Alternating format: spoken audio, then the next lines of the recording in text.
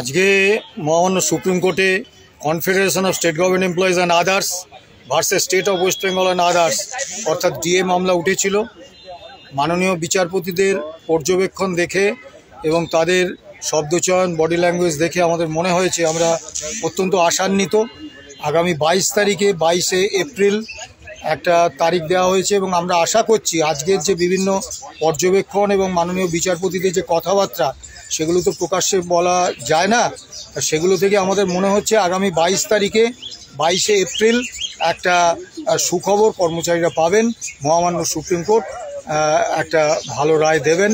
আমরা বারবারই বলেছিলাম এর আগেও যে মাননীয় মহামান্য আদালতের উপর ভরসার আস্থা, বিশ্বাস, ভরসা রাখার জন্যে আমরা আজকেও সেই কথাটা বলছি এবং আমরা আশা করছি আগামী 22 তারিখে একটা সুখবর আমরা রাজ্য কর্মীরা, পেনশনাররা পাবো।